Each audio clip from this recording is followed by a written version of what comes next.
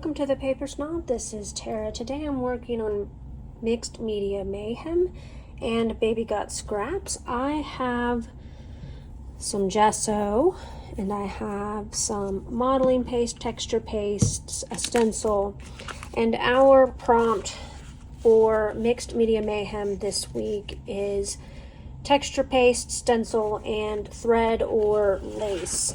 I have not decided if I'm using thread or lace, so I haven't got that out yet, but I will work that in as soon as I make a decision on whether or not I'm going to use it. I do have a piece of white cardstock here that I know I'm not going to actually use. I'm using scraps from my How to Kill a Kit with Style, as well as a bunch of embellishments from this kit as well. And I think that's about it.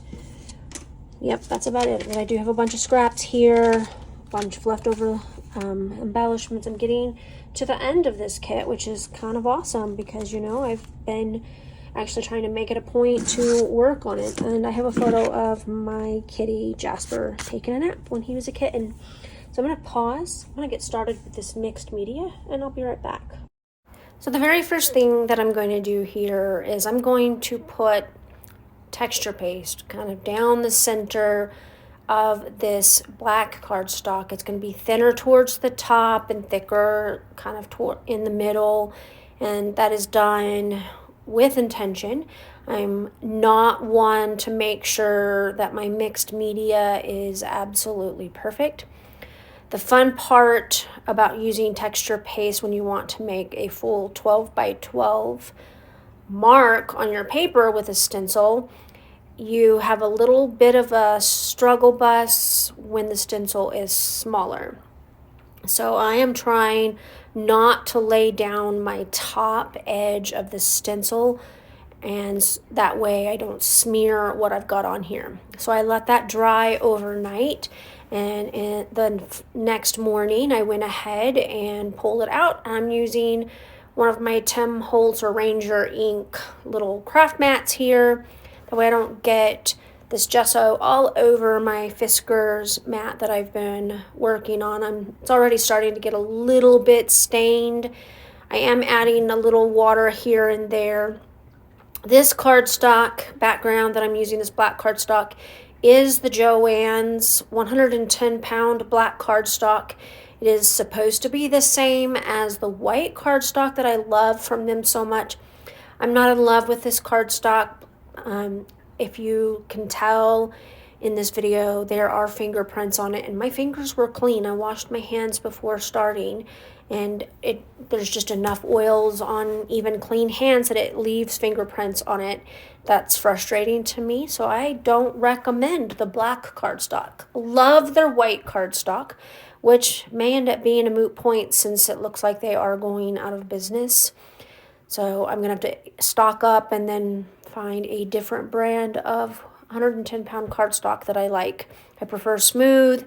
I know that Basil makes a smooth white cardstock. I like their coconut swirl and their marshmallow, and those are both great, but they're just not as thick as this is. So here's a close-up of my texture paste and gesso. I allowed that to dry, and now I'm going to bring in my shimmers inks. I chose 4 colors. Ironically, it looks like only 2 show up well. The yellow is amazing, and so I really loved playing with that yellow. So I just kind of pulled a little bit out onto that craft mat and added some water, not a lot of water, just a little bit, so that it would spread easy. And I love this particular one. So I'm going to be switching colors here off and on. I'm going to be using a paper towel to wipe that off so I don't mix them. I suppose it didn't really matter if they mixed, but you know, I kind of wanted to have some delineation of the colors, and that doesn't always work if you don't wipe them up. This particular one is also a really nice color. I'm wiping off my brush on that paper towel I used to wipe my mat, and these brushes, of course, have water in them. You'll have to pardon the kitty cat, who is super nosy about this. And honestly, I was afraid he was going to try to drink the shimmer spray. I don't know that it would hurt him, but not really willing to find out. So I'm kind of, pushing him away a little bit as I play, but he was really, really interested in this paint. What a crazy baby. I am doing a little bit of splattering there with that one. I think I come back and I splatter with the yellow a little bit later. It was an afterthought with the second color. So I'm bringing in this other color. I'm going to clean off my brush as much as I can with a paper towel and just by squeezing the water out of that brush. This one is, I think, called Lime Margarita or something like that. I don't remember. It's not a great color. I don't care for this color, at least not on this layout, but all is well. It ends up working just fine, and the colors do end up looking nice together. I am kind of spreading that around. I guess I thought it would be a little bit of a brighter shade than it is, but it's okay. This is just plain. Mixed media is fun to me. I enjoy the process, and I really love how this background turns out in the end. Now this one is a little bit different than the other three. I think this one's called a Creamies. And again, it's not as saturated as I thought it was going to be. So I end up with more green than I do with blue because it just doesn't saturate as well.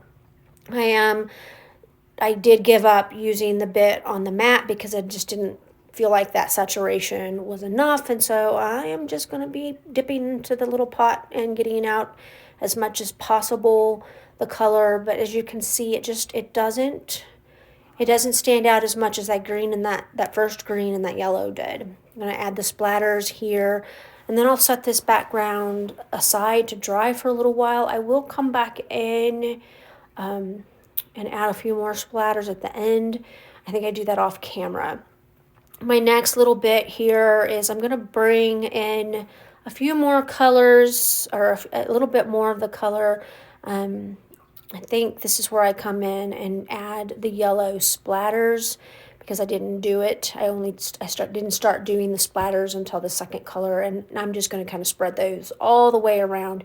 I do end up using my heat gun to dry this. You don't have to do that, but as you can see, I have a lot of pooling on this black cardstock, and so I don't want to roll a paper towel up over the top of it like I normally would because I don't want to lift any of that color. I want to keep my saturation.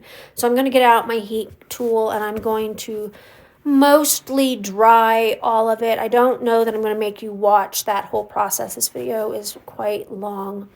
But so here we are. I'm just kind of slowly in places trying to get this ink to dry. I do tip it up and I let it run a little bit, which is kind of fun. Adds a little bit more color down that center. Unfortunately, I have to put a photo on top of this, so I'm going to cover up some of that center just a little bit. I really do wish that I'd picked a different blue, but it's fine. I'll just have to remember that next time that probably shouldn't use that color on the black cardstock. Now, as you can see, even though this is not Foundations cardstock from Vicki Boutin, it is actually just regular cardstock. It handles mixed media very well, and this is one of the reasons that I really like the Joann's 110-pound cardstock. It does handle mixed media very well. Yes, you get a little bit of warpage, but it's not horrible, and I'm okay with a little bit. By the time it gets put into an album, it will flatten over time and you'll never know that it was warped at all. So here's kind of a close-up after it dried. I love how that looked. I love the pooling around that texture paste. So now I'm going to go ahead and just build up this layout. I am using scraps. So this is definitely going to be a Baby Got Scraps layout. I'm kind of proud of myself that I'm actually using the scraps pretty quickly this month. Usually I just let them all pile up, but I am reaching into that thing, into my iris case, and I am pulling out the scraps and I am using them. I will hopefully completely bash the paper or kill the paper in this kit. My goal is always to use up as much of the paper as I can. The embellishments are a little bit harder to use. If you watched my January 1st video about this kit, you will know that this is a hip kit. And one of the things you cannot say about hip kit is that they don't put enough embellishments in their kits. Their kits are chock full of beautiful embellishments, and that always makes me so happy. But I usually run out of paper before I run out of embellishments in their kits. And in fact, this kit here holds embellishments from another kit from Hip Kit. It was the one that was called A New Day, and I am still struggling to use up a lot of the embellishments. And in fact, I gave some of the embellishments away when I was cropping at a friend's house. I decided to add in these hearts. These are from Color Cast Designs. They are just hearts that are fairly close to the color scheme of my kit. They've been sitting off to the side this whole time, so I'm quite happy to use them. There's one chipboard heart in there from the sticker sheet, and that's how this goes. All right, I got my layout completely finished. It is a little bit wet right now. I added a few more splatters with some Distress Oxide off camera just to give it a little bit more color. I also only put foam adhesive underneath the edge of the sloth because when I laid him down on top of those layers of cardstock, he wasn't level. I wrote my journaling and a date, got everything else glued down on here, and I'm pretty happy with the way that this turned out. I want to thank you for coming to my channel today. I really appreciate those of you who take the time to like, comment, and or subscribe. If you're new here, I would love to have you subscribe to my channel. I do interact with my subscribers, so if you leave a comment, have a question about this layout or anything that I've done here, just drop that below and I'll get back to you as soon as I can. Check out my description box because there are two playlists, one for Mixed Media Mayhem and one for Baby Got Scraps. There might be a few of us who are doing both hops, so make sure that you watch both hops. You'll be amazed at the amount of creativity that you will see within these playlists. I have some amazing creative friends, and I am so thankful for each and every one of them. So help me support them by giving them some thumbs ups and some comments so that YouTube will see that their content is valuable to you, and they will keep pushing up so that others can view them as well. I hope that you have a great Friday and a great weekend. Bye. I did forget my thread, so I added that after I turned the camera off, and you can see that in the still shots. Thank you again for being here. Bye.